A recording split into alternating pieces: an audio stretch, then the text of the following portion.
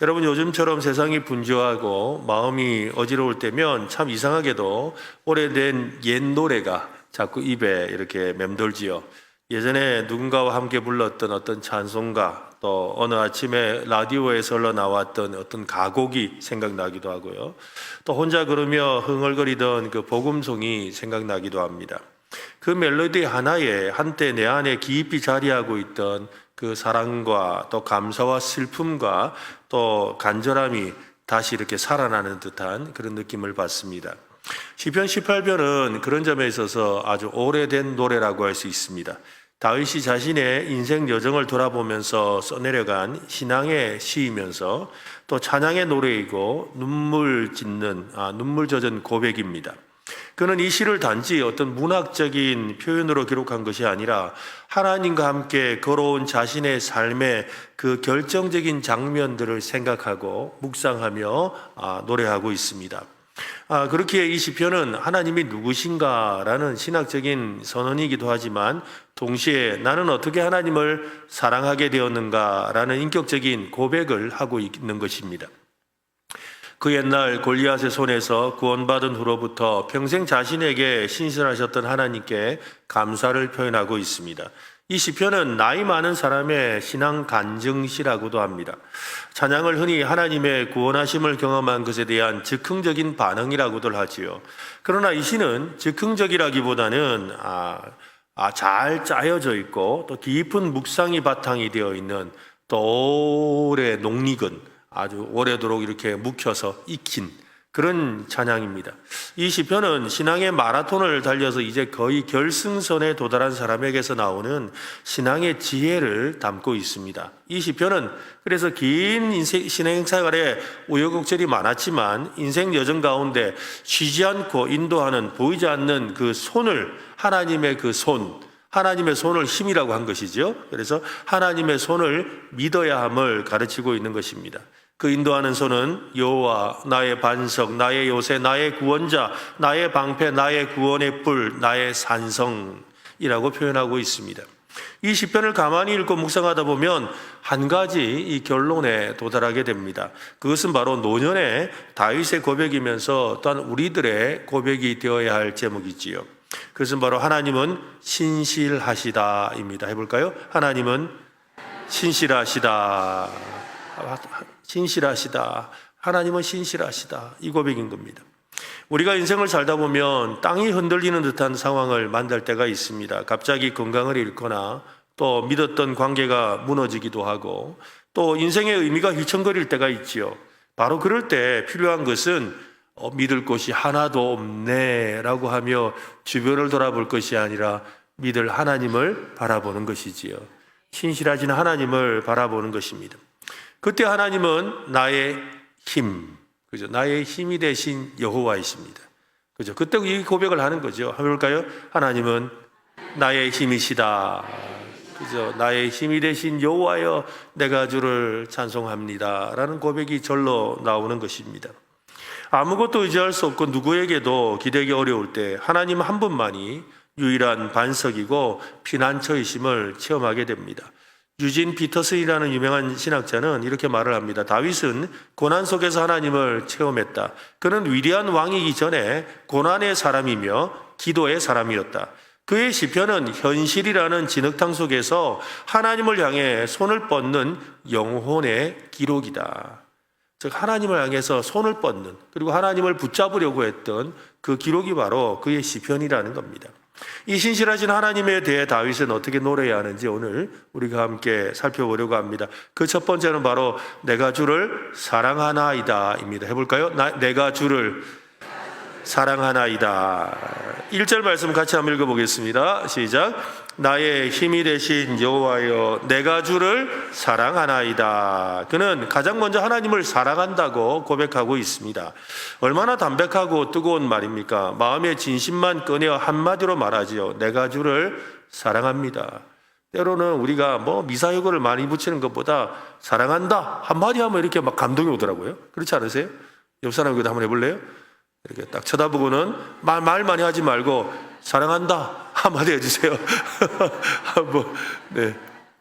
우리 장로님들도 한번 해보세요. 사랑합니다 하고. 예. 그냥 별거 아닌데, 그렇잖아요. 여러분, 집에 가서도 한번 해보세요. 집에 가서도 부부관계 별로 할 말도 없잖아요. 그죠?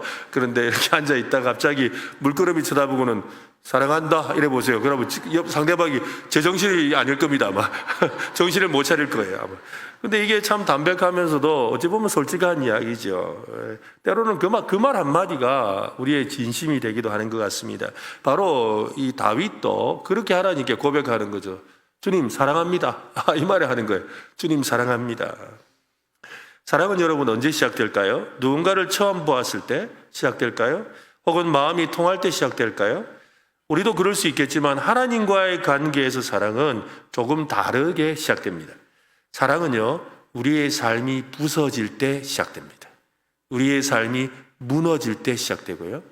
내가 쌓아왔던 그 모든 것이 사라질 때 하나님과의 사랑이 시작되는 거예요. 그죠? 사실 가만히 생각해보면 그렇지 않으세요?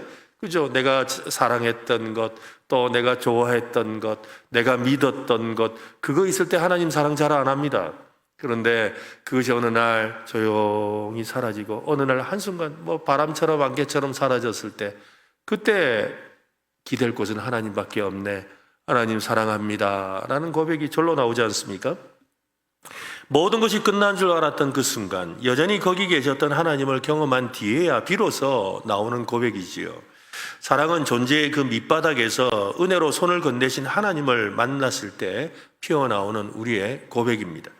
우리말 성경에는 그냥 주를 사랑하나이다 라고 되어 있습니다. 그런데 이 히브리 원문을 보면은 단순한 사랑의 고백을 넘어서고 있는 것을 알 수가 있습니다. 이 사랑한다에 해당하는 이 히브리어 단어가 아주 특별합니다.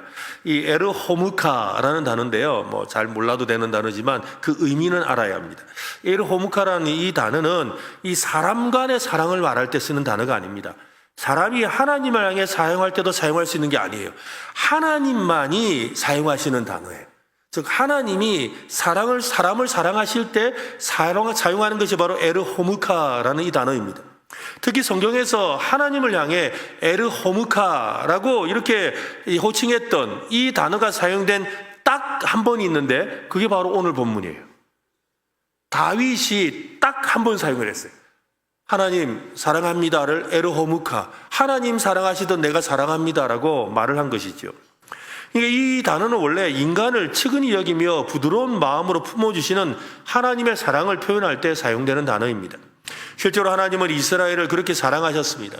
하나님을 벗어나서 그릇된 길을 가려고 발버둥 치는 그 이스라엘을 향해 그런 사랑을 하셨습니다. 그래서 이 사랑은 부모의 사랑으로 다른 성경에서는 표현되기도 합니다. 일방적이고 끝없는 사랑의 의미겠죠. 이사야 49장 15절에 보면 여인이 어찌 그 젖 먹는 자식을 잊겠으며 자기 태에서 난 아들이 긍휼히 여기지 않겠느냐. 혹시 그가 잊을지라도 나는 너를 잊지 아니할 것이다. 긍휼히 여기지 않겠느냐. 또 시편 103편 13절에 아버지가 자식을 긍휼히 여김같이 여호와께서 자기를 경외하는 자를 긍휼히 여기시느니라. 하나님은 아비가 자식들을 돌보듯이 자기 백성들을 돌보십니다. 하나님은 자기 백성을 향해서 긍휼의 마음으로 불쌍히 여기십니다. 자기 백성들에게 은혜와 자비의 사랑을 베푸시는 거죠. 이것이 바로 에르호무카라는 단어입니다. 그 사랑이라는 거죠. 하나님께서 자기 백성에게 베푸시는 긍휼과 자비를 뜻하는 그 사랑의 표현을 다윗이 지금 하나님께 사용하고 감히 하나님께 사용하는 거예요. 이게 말이 됩니까, 여러분? 하나님께 내가 지금 하나님 내가 그렇게 사랑합니다. 하나님 내가 이렇게 내가 하나님처럼 내가 그렇게 사랑합니다라고 감히 말을 할 수 있다? 이거 참 이래서 어떤 분들은 그게 말이 되냐라고 하는 거예요. 근데 그가 그 단어를 일부러 사용하는 것은 왜 그렇습니까? 저도 하나님만큼 사랑하고 싶다는 거죠. 나도 하나님만큼 사랑하고 싶다는 겁니다. 오늘 우리도 그런 사랑의 고백이 있기를 바랍니다. 그죠? 나도 하나님만큼 사랑하고 싶습니다. 나도 하나님을 내가 주를 사랑하나이다. 이 사랑이 그냥 입에 발린 사랑이 아니라 정말 하나님이 나를 사랑하시는 것처럼 나도 그렇게 사랑하고 싶습니다. 라는 믿음의 고백을 하는 저와 여러분 되시기를 바랍니다. 다윗의 삶을 잠깐 떠올려 보십시오. 그는 소년 시절에 들판에서 양을 치던 목동이었습니다.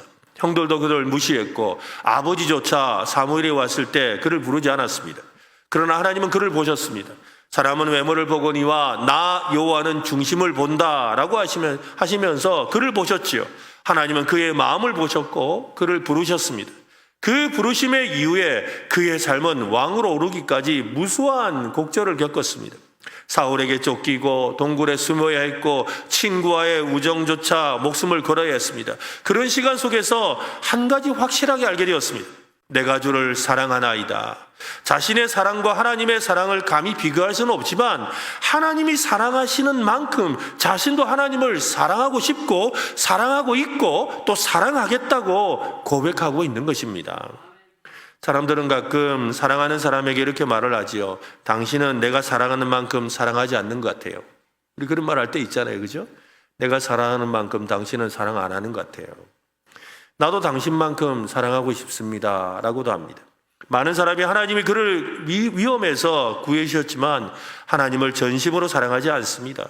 사람들은 위험하고 다급한 상황에서 하나님께 기도하고 응답을 받습니다. 그렇지만 하나님을 온 마음으로 사랑한다라고 또 고백하고 실제로 사랑하지는 않지요. 그죠? 급하면 찾아와서 도와주세요 하고 막 이야기를 합니다. 그러고 나서 도움 받고 나면 나 몰라라고 가죠. 그런데 정말 하나님을 끝까지 이렇게 사랑하는 일 쉽지 않은 겁니다. 하나님을 사랑하는 것은 하나님 백성의 분명한 표지 중에 하나입니다. 하나님의 백성은 하나님의 복을 받는 사람이기에 앞서서 하나님을 진심으로 사랑하는 사람입니다. 다윗은 이제 자신이 왜 하나님을 사랑하는지를 고백하는데요. 그 이유를 이 유진 피터슨이라는 사람이 이 성경을 자기 말로 이렇게 기록한 이 책이 있습니다. 메시지 성경이라는데요. 이 성경에 보면 이런 표현이 나옵니다. 영어로 보면 어떻게 되어 있느냐면 I love you. 하나님 당신을 사랑합니다. God이라고는 하나님 해놓고는요. You make me strong 이랍니다. 하나님 당신이 나를 강하게 합니다. 나를 강하게 만듭니다. 하나님 당신을 사랑합니다. 하나님 당신은 나를 강하게 합니다. 그러니까 나의 힘이 되신이라는 의미를 이 유진 피터슨이라는 신학자는 뭐라고 표현했다고요? 하나님이 나를 강하게 하십니다. 하나님이 나를 강하게 하십니다. 이 번역은 우리가 사랑을 말할 때 그것이 얼마나 실제적인 삶의 에너지로 이어지는지를 보여주죠. 즉 사랑은 뭐라는 거예요? 힘이라는 거예요. 여러분 하나님을 사랑하는 것이 곧 내게 힘입니다. 살아갈 능력입니다. 그래서 나를 강하게 만듭니다. 그리고 내가 약해지고 무너지고 어려워지는 순간에 내가 해야 될 일은 뭐예요? 헬스장 가서 막 운동을 하는 겁니까? 비타민을 먹는 걸까요? 아닙니다. 나를 강하게 하는 것은 뭐라고요? 하나님을 사랑하는 것이라는 거죠. 하나님을 사랑하는 것이다. 그래서 다윗은 사랑의 고백과 동시에 힘이라는 단어를 꺼내는 겁니다. 나의 힘이 되신 여호와여. 사랑은 승리의 언어가 아니라 의지의 언어지요. 주님, 제가 주님을 사랑합니다 라는 이 말은 모든 것이 무너질지라도 여전히 남아있는 신앙의 마지막 고백입니다. 이 고백은 단지 한순간의 감정이 아니라 인생을 지나면서 만들어진 깊은 신뢰의 응답이지요. 오늘 여러분의 마음은 어떻습니까? 삶이 버거워서 사랑한다는 말조차 하기 힘들지는 않습니까? 그렇다면 오늘 이 시편의 첫 구절을 마음에 다시 한번 새겨보시기를 바랍니다. 나의 힘이 되신 여호와여, 내가 주를 사랑하나이다. 이 사랑의 고백이 오늘 저와 여러분의 믿음의 새로운 시작점이 되기를 간절히 바랍니다. 두 번째로는 나의 하나님이시기 때문입니다. 해볼까요? 하나님은 나의 하나님이시다. 다윗은 하나님이 어떤 분이신지 2절을 보세요. 이렇게 표현합니다. 같이 읽겠습니다. 시작. 여호와는 나의 반석이시요 나의 요새이시요 나를 건지시는 이시요 나의 하나님이시요 내가 그 아래 피할 나의 바위시요 나의 방패시요 나의 구원의 뿌리시요 나의 산성이시로다. 이 고백은 인격적인 관계의 선언이지요. 그냥 하나님은 반석, 요새, 건지고 그 다음에 바위, 방패, 구원의 뿔, 산성이라고 말하지 않지요. 그는 자신과의 관계를 짓고 있습니다. 다윗은 하나님을 어떤 초월적인 존재, 멀리 계신 분, 단지 우주를 통치하시는 분으로서만 이해하지 않습니다. 하나님을 가까이 부르고 있는 거예요. 마치 손에 잡히듯이 마음속에 그 살아계신 듯 고백합니다. 그분은 나의 하나님이시다. 하나님을 반석 요새 건지시는 이 폐할 바위 방패 구원의 뿔 산성이라고 할 때 이 모든 것에 대한 수식어는 나의 하나님이에요. 나의 하나님, 나의 하나님, 나의 방패, 나의 반석이었습니다. 이 고백이 왜 중요합니까? 하나님은 많은 사람의 하나님이십니다. 이스라엘 민족의 하나님이시고 아브라함과 이삭과 야곱의 하나님이십니다. 교회의 하나님이기도 하지요. 그런데 하나님을 나의 하나님이라고 부를 수 있는 순간 그 믿음은 나와 상관없는 신앙이 되는 것입니다. 그래서 여러분 아까 나의 하나님, 나의 하나님 부르면 은혜가 되잖아요. 이 노래 부르면서 은혜 안 되는 사람 오늘 집에 가서 회개하세요. 그렇지 않습니까? 나의 하나님 부르는데 마음에 감동이 없고 마음이 찝찝하고 마음과 이런 걸 왜 불러 하는 마음이 든다면 얼른 회개하셔야 돼요. 그렇지 않습니까? 이 찬송 부르면 그냥 은혜가 되잖아요. 안 되는 분이 몇 분 계신 것 같은데 얼른 회개하세요. 네. 여러분 나의 하나님 왜? 그분이 나의 하나님이라는 관계 속에서 시작하니까 너무 가까이 느껴지잖아요. 그전에는 멀리 계신 것 같았는데 그래서 자꾸만 나의 하나님 부를 때마다 목소리가 커지잖아요. 안 그러세요? 나의 하나님 이러세요? 아니잖아요. 그죠? 계속해서 막 부르짖어지잖아요. 그게 우리의 마음이 표현되는 거예요. 우리의 마음이 드러나는 거잖아요. 하나님은 나의 하나님이십니다. 해볼까요? 하나님은 나의 하나님이시다. 그죠? 나의 사정을 아시는 하나님이시고 나의 기도를 들으시는 하나님이시고 그 하나님이 내 이름을 아시고 그 하나님이 나를 너의 하나님이다 라고 말씀하시는 줄로 믿습니다. 이스라엘에게 살아계신 하나님의 그 반대 개념은 죽은 하나님이 아니라 역사하지 않는 하나님입니다. 이스라엘에게 살아계신 하나님이란 역사 과정 가운데 적극적으로 개입하셔서 자신들의 삶 가운데 함께 하시는 분이라는 것이죠. 위기와 어려움으로부터 건져주시고 축복과 은총을 베푸시는 하나님을 뜻합니다. 자기 백성의 삶에 적극적으로 찾아오셔서 도와주시는 살아계신 하나님에 대한 함축적인 표현이 바로 나의 하나님이라는 거예요. 나의라는 이 표현은 내 것, 나의 것이라는 소유의 뜻을 가지고 있습니다. 하나님이 자기 백성을 향해서 자기 자녀를 향해 너는 내 것이다 라고 부르셨듯이 다윗은 하나님을 향해서 표현이 죄송한데 이렇게 하는 거예요. 하나님 내 거다. 네, 하나님 내 거다. 그게 나의 하나님이다. 하나님 내 거다. 저는 가끔 이런 말을 들을 때가 있습니다. 당신은 누구 편입니까? 당신은 저 사람 편입니까? 이 사람 편입니까? 이런 말을 곳곳에서 들어요. 목사님들 사이에서도 제가 예전에 부목사로 있을 때도 그 어떤 선배 목사님이 와서 그러더라고요. 이 목사, 니는 누구 편이고? 묻더라고요. 이게 참 어려운 말이더라고요. 근데 또 이렇게 노회나 이런 데 가면 또 물어봐요. 어떤 분이. 또 어떤 장로님이 오셔서 그러더라고요. 이 목사님은 어느 쪽입니까? 이래 묻더라고요. 어느 편이냐고 묻더라고요. 네. 근데 성도님들도 물어요. 성도님들도 묻더라고요. 목사님은 누구 편이세요? 이래요. 이게 뭘 말하는지를 제가 잘 모르겠어요. 제가 목회를 하면서 들었던 가장 충격적인 말이 있어요. 그게 뭔지 아세요? 저 사람 목사님 편이래. 와.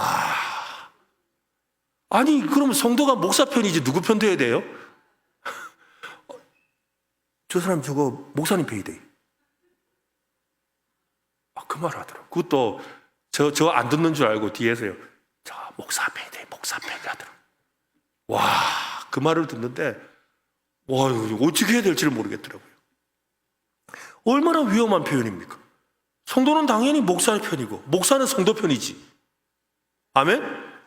맞죠? 아닌 분이 좀 계신 것 같은데. 그죠? 성도는 누구 편이다? 목사 편이고 목사는 성도 편이죠. 양이 누구 편이 돼야 돼요? 목자 편이 돼야 돼요. 그죠? 목자는 누구 편이 돼야 돼요? 양 편이 돼야 되죠. 양이 목사 잡아먹으려면 안 돼요. 그죠? 목사가 양 잡아먹을 수도 없어요. 그러니까 서로 같은 편인 거예요. 여러분, 하나님을 지금 어떻게 부르고 있다고요? 그 하나님이 아니라는 거예요. 교회의 하나님이라고 부르지도 않았어요. 목사님의 하나님이라고 부르지도 않았어요. 성경에 나오는 하나님이라고 부르지 않았습니다. 남의 하나님이 아니라 나의 이야기, 나의 하나님, 나와 함께 하시는 하나님, 나를 도우시는 하나님. 그 말은 무슨 말이에요? 내가 누구 편이다? 하나님 편이다. 하나님은 누구 편이다? 내 편이다. 이야기를 하는 거예요. 한번 해볼까요? 하나님은 내 편이시다. 한번 합시다. 나는 하나님 편이다. 그러니까 옆에 가서 자꾸 묻지 마세요. 누구 편이냐고. 우리는 다 누구 편이다? 하나님 편. 하나님 편이. 다 하나님 편이에요. 그러므로 나의 하나님이라고 부르는 것이죠. 성도는 당연히 하나님 편이 되어야 합니다. 하나님은 내 편이시죠. 시편 56편 9절에 보면 내가 아뢰는 날에 내 원수들이 물러가리니 이것으로 하나님이 누구 편이시다? 자막 안 나옵니까? 시편 56편 9절. 네, 한번 같이 읽어봅시다. 시작. 내가 아뢰는 날에 내 원수들이 물러가리니 이것으로 하나님이 내 편이심을 내가 아나이다. 이거 막 동그라미 쳐놔야 될 것 같아요. 그죠? 하나님이 누구 편이다? 내 편이다. 또 시편 118편 7절에 보면 또 읽어볼까요? 같이 시작. 여호와께서 내 편이 되사 나를 돕는 자들 중에 계시니 그러므로 나를 미워하는 자들에게 보응하시는 것을 내가 보리로다. 그죠? 여호와는 누구 편이다? 내 편이다. 예수님도 그렇게 말씀하셨어요. 직접적으로 내 편, 네 편이라고 말씀하지 않으셨지만 요한복음 15장 5절에 보면 나는 포도나무여 너희는 가지라. 그가 내 안에 내가 그 안에 거하면 이 말이 무슨 말이에요? 너는 내 편. 그죠? 나는 네 편. 그렇게 말씀하신 거잖아요. 사람이 열매를 많이 맺나니 나를 떠나서는 너희가 아무것도 할 수 없습니다. 내가 하나님 안에 있음을 아는 증거가 바로 하나님을 나의 하나님으로, 예수님을 나의 예수님으로 고백하는 데 있습니다. 신앙의 깊이는 그분을 얼마나 설명하느냐가 아니라 얼마나 가까이 부르느냐에 있습니다. 다윗이 고난 속에서 나의 하나님을 부를 수 있었던 것은 그의 삶이 하나님과 동행한 흔적으로 가득했기 때문이죠. 그래서 하나님이 늘 가까이 계신데 어디쯤 계신다 그랬죠? 아니 큰일 났네 이거. 이렇게 까먹어 주니까 또 설교를 합니다 제가. 하나님이 어디쯤 계셔야 된댔죠? 콧바람이 닿는데, 그죠? 콧바람이 닿는 데에서 느껴지면 여러분 신앙이 대단한 거예요. 여러분 하나님이 이 콧바람이 닿는 데까지 느껴지기를 바랍니다. 한번 해보세요. 해보시고 집에 가서 한번 해보면서 해보세요.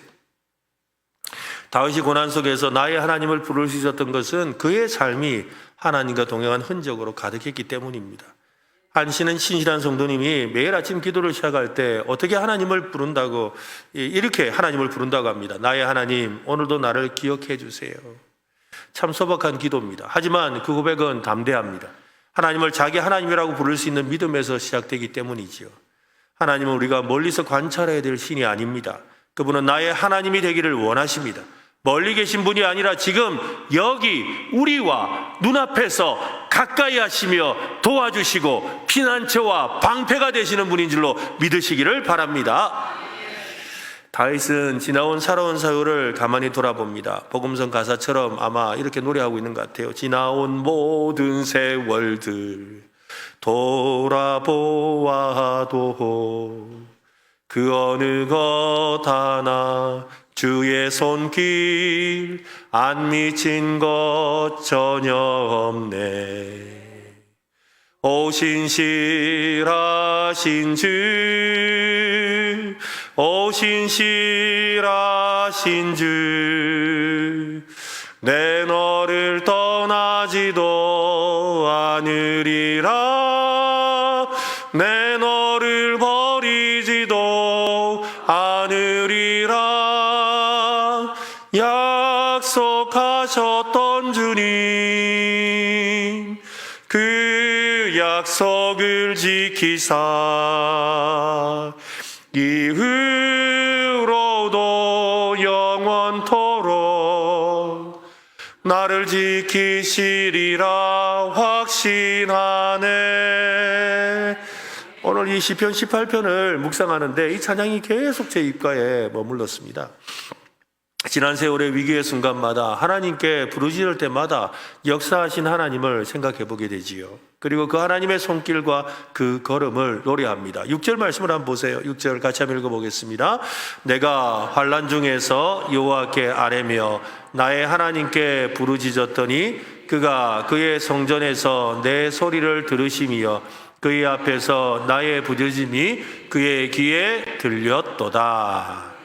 네, 41절에도 이런 말이 있습니다. 그들이 부르짖으나 구원할 자가 없었고 여호와께 부르짖어도 그들에게 대답하지 아니하셨다. 누구는 부르짖었더니 하나님이 들으셨고, 그죠? 누구는 부르짖었는데도 하나님이 듣지 않으셨대요.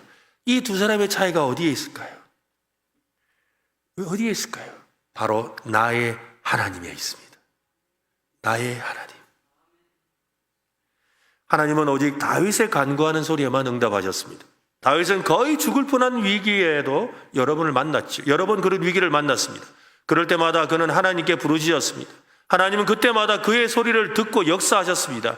오늘 보면 이 본문 뒤에 있는 14절에 보면 그의 화살을 날려 그들을 흩으시며 많은 번개로 그들을 깨뜨리셨도다. 16절에는 그가 높은 곳에서 손을 펴서 나를 붙잡아 주시며 많은 물에서 나를 건져내셨도다. 17절에 나를 강한 원수와 미워하는 자에게서 건지셨으며 그들은 나보다 힘이 세기 때문이라. 우리가 살아가면서 일어나는 크고 작은 기적들에 대해 무감각할 때가 많습니다. 그냥 우연히 일어난 일로 생각하죠. 때로는 운이 좋았다고 생각합니다. 그런데 시간이 지나고 나서 생각해보면 그것은 결코 우연이 아니었습니다. 운이 좋았던 것도 아닙니다. 하나님께서 함께 하셨던 것이지요. 세상이 참 좁다고 생각하기도 합니다. 그런데 모든 것에는 하나님의 손길이 있었습니다. 언젠가 기도했던 그 기도를 하나님이 들어주신 거지요. 지난 세월을 가만히 돌아보면 그것을 깨닫게 됩니다. 그래서 더욱 하나님을 의지하게 됩니다. 하나님이 나의 하나님이셨음을 깨닫습니다. 다윗도 그것을 깨닫고 고백하고 있습니다. 35절 36절에 보면 또 주께서 주의 구원하는 방패를 내게 주시며 주의 오른손이 나를 붙들고 주의 온유함이 나를 크게 하셨나이다. 내 걸음을 넓게 하셨고 나를 실족하지 않게 하셨나이다. 39절에서는 주께서 나를 전쟁하게 하려고 능력으로 내게 띠띠우사 일어나는 나를 치는 자들이 내게 굴복하게 하셨나이다. 그는 지나온 자기의 삶을 돌아보면서 하나님이 이렇게 나를 사랑하셨구나. 하나님이 이렇게 나를 도와주셨구나. 그때는 내가 도망다니라 정신이 없었고 그때는 내가 싸우느라 정신이 없었는데 지금 보니 이 모든 것이 다 하나님이 내 기도를 들어주신 것이고 나의 하나님이 나에게 힘이 되시고 요새가 되시고 방패가 되시고 산성이 되시고 구원의 뿔이 되신 것이었구나. 그 고백을 하는 거예요. 하나님은 왜 다윗을 사랑하셨을까요? 그렇다면 하나님은 왜 다윗을 그렇게 사랑하셨을까요? 어떻게 해서 다윗은 하나님의 사랑을 그토록 받을 수가 있었을까요? 물론 하나님 마음이죠. 그렇죠. 하나님이 내 사랑한다 마음먹으면 하시는 거니까 하나님 마음이겠죠. 근데 하나님이 다윗을 사랑하시기로 작정하시기 때문입니다. 그렇지만 이렇게 답을 내리면 너무 싱겁고 억울하잖아요. 그죠? 뭔가 다른 이유가 있을 것 같은 생각이 여러분 들어야 되는데요, 지금. 네. 그래야지 제가 설교를 할 수 있는데. 좀 든다고 해주세요, 여러분. 그죠? 나도 그렇게 다윗처럼 사랑받고 싶은, 그냥 하나님이 다윗을 일방적으로 사랑했다. 이러면 좋긴 하지만, 그러면 난 뭐야? 이런 생각이 들 수 있으니까 뭔가 비결이 있지 않을까요? 라고 이렇게 좀 궁금해 해 주시길 바랍니다. 네. 궁금해 하셔야 돼요. 그래야지 제가 또 설교를 하지 않겠습니까? 그러니까 뭔가 이렇게 하나님께서 사랑하시는 이유가 있을 거란 말이죠. 우리도 살다 보면 유독 관심이 가고 사랑스러운 사람이 있죠. 그죠? 우리 그러잖아요. 우리 애들이 와가지고 엄마는 형아보다 나 사랑 안 하는 것 같아. 그러면 야, 10손가락 깨물어봐라. 안 아픈 손가락 있나? 안 아픈 손가락 없이 다 아파요. 그죠? 근데 유달리 아픈 손가락 있죠. 그죠? 다 아픈데 유달리 아픈 손가락이 있는 거예요. 그처럼 여기도 모두 다 사랑하리 하지만 유달리 눈에 띄는 사람이 있는 거예요. 맞습니까? 그게 맞잖아요. 이걸 알아야 돼요. 지금 이 중요한 걸 알아야 돼요. 그러니까 우리가 어떤 사람의 말이나 행동을 보고 있으면 그냥 이유는 모르겠는데 그냥 저절로 미소가 띄고 자꾸 눈이 가고 마음이 가는 사람 있죠. 그죠? 다른 사람들보다 유달리 정이 가고 사랑스러운 사람, 그 사람을 우리는 매력적인 사람이라고 하는 겁니다. 마음이 끌리는 사람이죠. 그 사람에게는 사랑을 받을 만한 매력이 있다라는 거예요. 그러니까 다윗도요, 하나님 보시기에 매력이 있었던 거예요. 그러니까 다윗의 매력을 알면 우리도 좀 사랑받지 않을까요? 그죠? 다윗이 가졌던 그 매력이 우리도 좀 있으면 하나님이 유달리 좀 사랑해 주시지 않을까요? 하나님께서 사랑을 받을 만한 이 매력이 다윗에게 있었는데요, 다윗의 매력은 첫 번째로 하나님의 말씀을 지키려고 했다는 것입니다. 한번 해볼까요? 하나님의 말씀을 지키려고 했다. 그죠? 하나님의 말씀을 가까이 한 거죠. 내가 주의 법을 사랑합니다. 늘 주의 말씀대로 살아가기를 소원했다는 거예요. 21절과 22절에 보면 이는 내가 여호와의 도를 지키고 악하게 내 하나님을 떠나지 아니하였으며 그의 모든 규례가 내 앞에 있고 내게서 그의 율례를 버리지 아니하였다. 그는 무슨 일이 있어도 하나님 말씀을 어떻게 했다? 버리지 않았다는 거예요. 오늘 우리도 그런 말씀을 붙들고 살아가는 저와 여러분 되시기를 바랍니다. 무슨 일이 있어도 말씀이 그런데 내 안 믿어 볼란다. 쫄딱 망해도 말씀이 그렇다는데 나는 가볼란다. 그죠? 그런 사람. 야야 봐라, 다 갔어. 니만 남았다. 그래도 말씀이 그랬는데 나는 있어 볼 거다. 야야 안 된다 다 안 된다 하잖아 지금. 그래도 나는 망해도 나는 말씀 붙들고 살 거다. 여러분, 이게 바로 다윗의 매력이었다는 거예요. 하나님이 그를 사랑하시는 거예요. 두 번째 매력은 하나님만을 의지했습니다. 해볼까요? 하나님만을 의지했다. 1절과 32절에 보면 여호와 외에 누가 하나님이며 우리 하나님 외에 누가 반석이냐, 이 하나님이 힘으로 내게 띠띠우시며 내 길을 완전하게 하시며, 하나님 외에 없다, 하나님밖에 없다라고 했다는 거예요. 세 번째로는 하나님께 맡겼습니다. 해볼까요? 하나님께 맡겼다. 그죠? 47절에 보면 이 하나님이 나를 위하여 보복해 주시고 민족들이 내게 복종하게 해 주시도다. 하나님께 그 걱정하는 걸 다 맡겼다는 거예요. 여호와는 나의 목자시니 내가 부족함이 없으리로다. 내가 저희 원수의 목전에서 내게 상을 차려주시고 내 잔이 넘치나이다. 그 고백을 할 수 있는 거 하나님께 다 맡긴 거 아니겠어요? 여호와는 나의 목자. 목자가 이끄는 대로 가겠습니다. 사망의 음침한 골짜기를 끌고 간다 하실지라도 내가 해를 두려워하지 않을 것은 주께서 나와 함께 하심이라. 주의 지팡이와 막대기가 나를 안위하시나이다. 결국 나를 푸른 초장 실만한 물가로 인도하실 것입니다. 다윗은 어떻게 보면 평생 평민들의 그 기운에 눌려 살아야 할 운명이었습니다. 그 속에 숨겨진 대단한 능력이 빛을 보지도 못한 채 산과 들로 다니며 양을 치는 일을 하다가 생을 마감해야 할 그런 인생이었습니다. 그런 그의 삶에 엄청난 일이 일어났지요. 다윗은 지난 세월 영광만 누린 것이 아닙니다. 영광을 누리기 전에 깊은 수렁에 빠져들기도 했고 다시 높은 곳으로 오르는 듯 했지만 절망의 구렁텅이로 내몰리기도 했습니다. 주변에 많은 사람이 있어도 위로받고 힘을 얻기도 했지만 때로는 홀로 깊은 고독과 좌절의 외로운 밤을 보내기도 했습니다. 그 모든 시간을 그는 지금 돌아보며 고백하는 것이지요. 저는 이 다윗의 이 고백이 오늘 이 18편에 나오는 고백 중에 이 36절 말씀이 굉장히 제게 소망이 되고 또 여러분에게도 소망이 되었으면 좋겠다라는 생각이 있습니다. 36절인데요. 한번 보여주세요. 같이 읽겠습니다. 시작. 내 걸음을 넓게 하셨고 나를 실족하지 않게 하셨나이다. 여러분, 걸음이 넓다는 것 보폭을 말합니다. 보폭을 넓게 걷는 길은 어떤 길이죠? 어떤 길에서 보폭을 넓게 해서 걷습니까? 평탄한 길, 그죠? 신장로 같은 길, 그냥 아무 거칠 것 없는 길을 그저 넓게 걷는 거예요. 그런데 보폭을 이렇게 총총총총 이렇게 걷는 데는 언제입니까? 그저 위험한 게 많을 때, 어디 진흙탕일 때, 그 다음에 그죠? 돌뿌리가 있다든지 이럴 때는 그저 조심조심 이렇게 총총총총 걷지 이렇게 듬성듬성 못 걸어요. 그죠? 그런데 여러분 한번 생각해 보세요. 다윗의 인생길이 지금까지 우리가 살펴본 것만 봐도 다윗의 인생길이 신장로였습니까? 진흙탕길이었습니까? 그는 끊임없이 수렁에서 나를 건져주시고 그렇게 고백했잖아요. 그의 인생길은 수렁이었고 그의 인생길은 돌짝길이었고, 그죠? 아주 비탈길이었고 험난한 길이었고 넓은 길이 아니라 좁은 길이었습니다. 그런데 그런 길을 걸어가는 그가 어떻게 걸었다고요? 걸음을 넓게 걸었대요. 그러니까 막 푹푹 걸어갔다는 거잖아요. 우리도 그렇게 걸었으면 좋겠어요. 그죠? 아이고, 이거 걱정돼가지고 이거 걷겠나? 아이고, 이거 발 디뎠다가 이거 뭐 묻는 거 아니가? 이거 빠지면 어쩌노? 우리 그래 걷고 있잖아요, 지금.